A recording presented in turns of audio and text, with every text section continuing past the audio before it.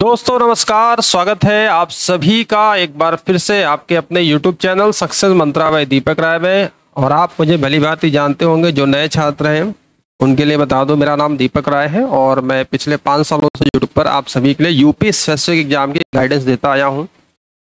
और जब मैं क्लासेस लेता हूं तो बहुत सारे कमेंट्स आते हैं, लाइव कमेंट्स भी आते हैं। जो बच्चे लाइव नहीं देख पाते तो वो वीडियो बाद में उनके यूट्यूब रिकमेंड करता है, रिकॉर्डेड देखते हैं। तो बहुत सारे सवाल जवाब आते हैं और उनके बारे में हम आपको हल भी बताते हैं, क्या हल है। अभी आपको पता है कि उत्तर प्रदेश लोक सेवा आयोग के माध्यम से 411 पदों पर RO यानी कि जिसको कि समीक्षा सहायक समीक्षा अधिकारी कहा जाता है, बहुत बड़ी बम्पर भर्ती है और ये ऑल इंडिया लेवल पर है। आप किसी भी स्टेट से बिलोंग करते हैं, आप सिंपल ग्रेजुएट हैं तो आप RO के लिए फॉर्म फिलअप कर सकते हैं। ARO के लिए आपको कंप्यूटर चाहिए प्लस टाइपिंग चाहिए, जिसके पद बहुत कम हैं।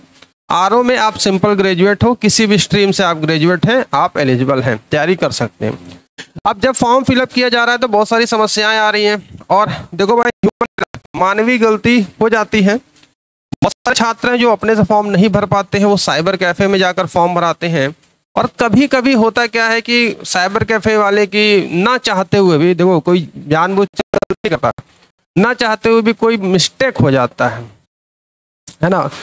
तो कैसे उसको सुधारा जा सकता है? क्या आयोग हमें मौका देता है? सबसे बड़ी बात तो यही है कि एक बार फॉर्म फिल हो गया तो वो बिल्कुल पत्थर की लकीर हो गया, उसमें चेंज नहीं हो सकता।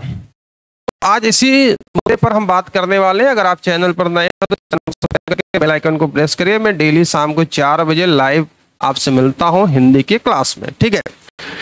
ये जो मैं वीडियो बना रहा हूं अपने के परिप्रेक्ष्य में बना रहा हूं। यहां पर एक छात्र ने कमेंट किया है, इनका नाम है @apandit8545। एक दिन पहले मैं कमेंट किया और आई होप आप ये वीडियो देख रहे होंगे, ठीक है। देखिए यहां पर इन्होंने लिखा है कि सर मैंने RO का फॉर्म फिल कर दिया है, लेकिन सर मैं candidate dashboard based on OTR पर जाकर फॉर्म की स्थिति देख रहा था, जिसमें सिर्फ फॉर्म के प्रोसेस को लेकर बॉक्सेस बने हैं, जिसमें एक बॉक्स है जिसमें लिखा है करंटली एक्टिविटी ऑन, ठीक है। तो इन्होंने यहाँ पर ये लिखा है कि क्या सर मैंने वो बॉक्स को चेक कर दिया है, तो क्या मेरी कोई प्रॉब्लम है? नहीं, कोई ऐसी कोई प्रॉब्लम नहीं है। और अगर आपने चेक भी कर दिया है तो उसमें संशोधन एक बार, है ना, एक बार हो सकता है।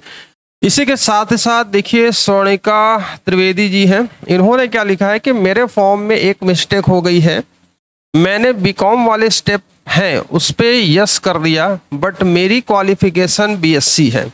यानी कि स्वर्णिका जी BCom है, इन्होंने टिक कर दिया, BCom नहीं है और इनकी क्वालिटी क्या है? BSc है ना। इनकी क्वालिफिकेशन क्या है? BSc है। क्या करेक्शन हो जाएगा? Please reply. तो देखिए पहली बात तो गलतियां ना करें, ठीक है, गलतियां नहीं होनी चाहिए, लेकिन भाई जब मानवीय गलती हो जाती है तो उसको सुधारा जा सकता है। तो कैसे यहाँ पर आयोग ने आपको एक बार मौका दिया, ठीक, बातों को समझिएगा। OTR की साइट, UPSC की साइट बहुत स्लो हो चुकी है। हम आपको लगभग 1 महीने पहले से बोलते हैं कि भाई OTR कर लो, OTR कर लो।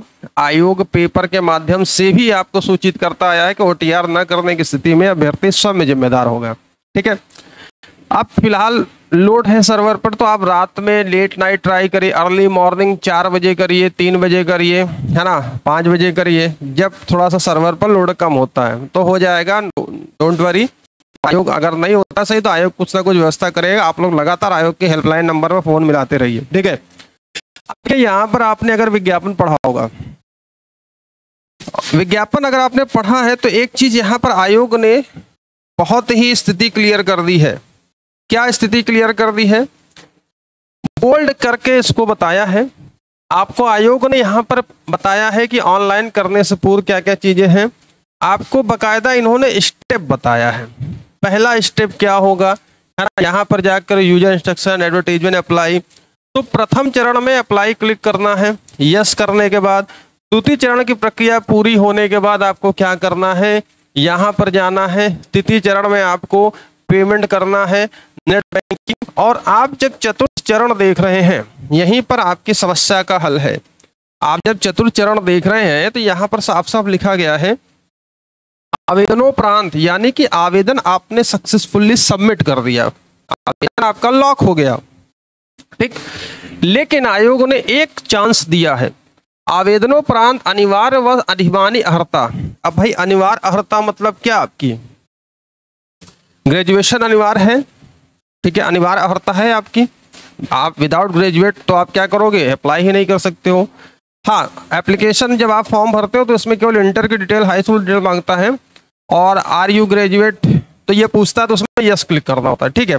और ओटीआर में अगर आपने बीकॉम जैसे किया तो आप ओटीआर डैशबोर्ड पे जाकर मॉडिफाई कर सकते हैं, ठीक है। तो यानी कि जब आवेदन आपका फुलफिल हो गया, फोटो साइन पेमेंट वेमेंट सब डन हो गया, प्रोसेस होता है पेमेंट, फिर फाइनल स्टेज होता है प्रिंट आउट लेना। तो यहाँ पर आयोग ने साफ साफ बोल दिया है कि आवेदन के उपरांत अनिवार्य अधिमानी अर्हता में कोई त्रुटि प्राप्त नहीं, इसलिए होम पेज के कैंडिडेट डैशबोर्ड ओटीआर बेस्ड के मॉडिफाई एप्लीकेशन पर क्लिक कर आवेदित पद की अनिवार्य व अधिमानी अर्हता में केवल एक बार संशोधन किया जाता है। ऐसे छात्र जिनको किसी कारणवश त्रुटिवश उनके फॉर्म में गलतियां हो गई हैं तो कहां पर जाएंगे, आयोग की वेबसाइट पे, कहां पर आपको कह रहा है, होम पेज के कैंडिडेट डैशबोर्ड में। अब आप यहां पर देखिए, ये आयोग की वेबसाइट है, होम पेज है, कैंडिडेट कॉर्नर है, कैंडिडेट डैशबोर्ड ओटीआर बेस। यहां पर जाएंगे, आपका जो रजिस्ट्रेशन नंबर है, ओटीआर नंबर है, वन टाइम रजिस्ट्रेशन नंबर है, यहाँ पर आप एंटर करिए, प्रोसेस करिए। अंदर आपके जो ऑप्शन है, ऑप्शन में क्या बता रहा है, ऑप्शन में ये बता रहा है कि मॉडिफाई एप्लीकेशन पर जाकर आप क्या कर सकते हैं, अपने एप्लीकेशन में सुधार कर सकते हैं। लेकिन ये ध्यान रखिएगा, एक ही बार है, इसके बाद फाइनल लॉक हो जाएगा, फिर आप उसके लिए जिम्मेदार हैं, ठीक है। उसी तरीके से यहाँ पर एक चीज और आयोग ने बताया है कि अगर आप ओटीआर करते हैं और ओटीआर में कोई जानकारी, केवल आपका मोबाइल नंबर, ठीक है, मोबाइल नंबर और ईमेल आईडी चेंज नहीं होगी, उसी से आपका ऑथेंटिकेशन होता है। आप हर चीज चेंज कर सकते हैं जाकर। ओटीआर में उल्लिखित व्यक्तिगत सूचना संबंधित कोई परिवर्तन किया जाना है तो उस परिवर्तन के पश्चात डैशबोर्ड पर सिंक्रोनाइज करना अनिवार्य होगा, अन्यथा परिवर्तन अनुमन्य नहीं होगा। तो सारे बटन अवेलेबल हैं। तो यहाँ पर देखा जा सकता है कि एक मौका है, ऐसे जो भी छात्र हैं जो ये वीडियो देख रहे हैं, अभी फॉर्म फिलअप नहीं किया है या फिलअप कर चुके हैं, त्रुटि हो गई है और फिलअप करने वाले हैं, तो सावधानी पूर्वक अगर आप साइबर कैफे वाले से फॉर्म भरवा रहे हैं तो कहिए भैया आप एक चीज अकॉर्डिंग टू आपके हाई स्कूल के, आपके name spelling, date of birth, आपका जो एड्रेस है, आपकी जो कास्ट है, आप जनरल से बिलोंग करते हैं, ईडब्ल्यूएस से करते हैं, एससी एसटी ओबीसी से करते हैं, भली बात ही उसको देखने के बाद 2 से 3 बार जरूर पढ़ लीजिएगा, तब कहिए कि भैया फाइनल क्लिक कर दो और इसका पेमेंट कर दो। लेकिन फिर भी गलती हो जाती है तो एक चांस है। और यहाँ पर बता दें कि हम अपने चैनल के माध्यम से भी आपको आरओ की तैयारी करा रहे हैं, डेली शाम को लाइव मिलते हैं 4 बजे। और आप चाहते हैं कि आरओ की बेस्ट टेस्ट सीरीज, जिसमें कि हिंदी हो गया और जीएस हो गया, ठीक है, जीएस की 20 फुल लेंथ मॉक टेस्ट और हिंदी के 20 full length mock test, 140 GS और 60 हिंदी की टेस्ट सीरीज हमारे पास हमारे एप्लीकेशन पर पीडीएफ फॉर्मेट में आपके लिए अवेलेबल है। आपको करना क्या है, आपको हमारा एप्लीकेशन डाउनलोड करना है। सक्सेस मंत्रा बाय दीपक राय का एप्लीकेशन है, वीडियो डिस्क्रिप्शन बॉक्स में लिंक दिया गया है। और एप्लीकेशन में जाएंगे तो कोर्सेज आपको ऑप्शन मिलेगा, कोर्सेज में जाएंगे तो यूपीपीएससी का ऑप्शन है, जिसमें कि हमारे जो अभी आपके करंटली जो अवेलेबल है study material batches, individual Hindi जिसमें कि आपकी 60 अंकों की प्री में आती है और मेंस में आपके 280 अंकों की तैयारी इंक्लूडिंग निबंध, 120 का जीएस होता है, तो मेंस 400 का होता है। ये लाइव बैच जिसमें कि lecture classes, study material, PDF notes, mock test सब कुछ आपको दिया जा रहा है मात्र 499 रुपए में। और हमने आपको बताया कि हिंदी में अगर आपने पकड़ बना ली दोस्त, तो कोई माई का लाल आपको फाइनल सिलेक्शन लेने से नहीं रुक सकता, क्योंकि यहाँ से जो डैमेज होगा जीएस से, वो आप यहाँ से आसानी से कवर कर सकते हैं। एक वीडियो मैंने बनाया है कैसे आप 100% सिलेक्शन पा सकते हो, उसका लिंक मैं दे दूंगा। आपको किसी प्रकार की समस्या होती है तो आप हमें 97-212-44-753 ये नंबर आपकी स्क्रीन पर भी चल रहा है, तो व्हाट्सअप करके जानकारी ले सकते हैं, ठीक है। और इसकी एक डेमो पीडीएफ हिंदी और जीएस की एक डेमो टेस्ट, मतलब मैंने आपको क्या किया है, फ्री दिया है। अगर आप डेमो देखना चाहते हैं यहाँ जाइए, जैसे कि आपने जीएस ले लिया, व्यू डिटेल पर जाइए और यहाँ पर एक टेस्ट आपको एक टेस्ट हमने फ्री दिया है, जाइए इसको डाउनलोड कर लीजिए अपने मोबाइल में, पढ़िए इसको, देखिए इसको, समझिए जिस तरीके से इस टेस्ट को बनाया गया है विषय विशेषज्ञों के माध्यम से हमारे निर्देशन में। संतुष्ट होने के बाद आप लीजिए, मैं ये नहीं कहता हूँ, ठीक है, कि बस ले लीजिए। आप संतुष्ट होते हैं, हर एक प्रश्न की डिटेल यहाँ पर देखिए, महत्वपूर्ण प्रश्नों का संकलन है, कथन कारण, जो कि आजकल लेटेस्ट पैटर्न चल रहा है, ठीक है। इस तरीके से आपको क्वेश्चन मिलेंगे और सबसे लास्ट में आपको क्या है, हर टेस्ट के लास्ट में आपको क्या किया जा रहा है, डिटेल में इसकी आंसरिंग दी जा रही है, ठीक है। तो ये पीडीएफ आप निःशुल्क डाउनलोड करेंगे, इसकी कोई फीस नहीं है। इसके लिए आपको हमारा ऐप डाउनलोड करना है और यहाँ पर इसको जाकर डाउनलोड कर लेना है, ठीक है। अब देखिए जैसे कि ये प्रश्न है, सतारा में भारत छोड़ो आंदोलन का नेतृत्व किसने किया? महाराष्ट्र के सतारा की अगर बात करते हैं, इस तरीके से अच्छे अच्छे प्रश्नों का संकलन, ठीक है। यहाँ पर आप देख सकते हैं पूना पैक्ट से संबंधित है, दलितों के लिए आरक्षित सीटों की संख्या प्रांतीय विधानमंडलों में 71। तो मैं ये कह रहा हूँ कि आप इसको देखिए, डाउनलोड करिए और मात्र 200 रुपये में 2800 महत्वपूर्ण प्रश्नों का संकलन जीएस में, और आपके 20 टेस्ट हैं, 1200 आपके हिंदी मिल रहे हैं, ठीक है। और हर एक की डिटेल में हमने व्याख्या दिया है, बहुत सारे छात्रों ने लिया, लाभ ले रहे हैं, और आप भी ज़्यादा से ज़्यादा मॉक टेस्ट लगाएंगे तो आपको फायदा मिलेगा।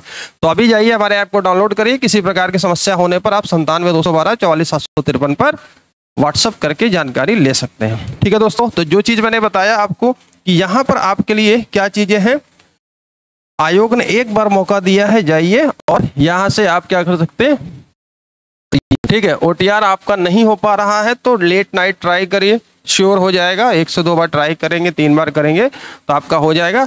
और आयोग की वेबसाइट पर लगातार आप फ़ोन भी करते रहिए। जब भारी मात्रा में फ़ोन जाएगा ना तो लगेगा कि हाँ वाकई बहुत बड़ी समस्या आ रही है छात्रों को, ठीक है। तो डेट भी बढ़ेगी, ऐसा नहीं है। उत्तर प्रदेश के हर एग्जाम में यही हाल होता है, चाहे यूपी टेट हो, यूपी पुलिस हो, चाहे यूपी SSSC हो।